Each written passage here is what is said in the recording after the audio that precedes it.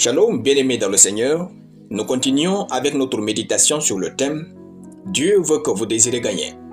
Nous tirons notre texte dans 1 Samuel chapitre 17, le verset 26 qui nous dit ceci. David dit aux hommes qui se trouvaient près de lui, « Que fera-t-on à celui qui tuera ce Philistin et qui ôtera l'opprobre de dessus Israël? Qui est donc ce Philistin, cet incirconcis, pour insulter l'armée du Dieu vivant ?»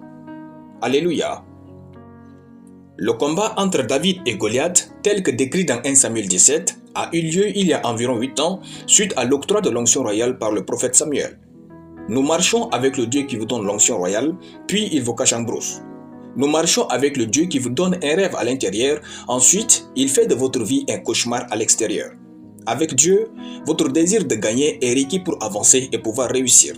Il arrive toujours un temps dans la vie des hommes où Dieu leur laisse le droit absolu, la liberté de prendre des décisions pour des changements définitifs. David devait décider d'affronter Goliath ou de reprendre sa vie isolée qu'il menait en brousse. Dieu veut que vous désiriez une vie réussie. Il souhaite que vous désiriez avancer.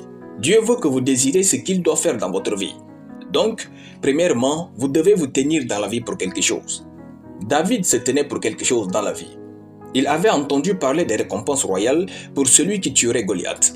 Il est écrit, « Si quelqu'un le tue, le roi le comblera de richesses, lui donnera sa fille et il affranchira la maison de son père en Israël. » 1 Samuel chapitre 17, le verset 25. David avait des convictions pour lesquelles se battre valait la peine. Aujourd'hui, beaucoup de femmes tiennent dans les foyers difficiles à cause de leurs enfants, à cause du témoignage chrétien et non pour elles-mêmes. Plusieurs se tiennent dans leur lieu de travail malgré la misère qu'ils vivent à cause de ce qu'ils ont une famille à nourrir et des parents à aider. Beaucoup d'étudiants tiennent dans leurs études malgré les difficultés à cause de leurs rêves. Savoir pourquoi nous faisons une chose est plus important que la chose elle-même. Où partez-vous dans la vie? Pourquoi vous faites ce que vous faites comme vous faites? Quand vous avez des convictions, vous avez une direction. Si vous ne vous tenez pas pour quelque chose, vous tomberez pour n'importe quoi. Personne ne m'enduit le succès. Il faut se tenir à ses convictions afin de l'obtenir. Alléluia. Nous allons prier. Père glorieux, je bénis ton nom pour ta parole. Saint-Esprit, inonde mon cœur de convictions justes, pures et fondamentales à mon bonheur, au nom de Jésus. Amen. La lecture biblique en une année, Matthieu chapitre 11 à Matthieu chapitre 15.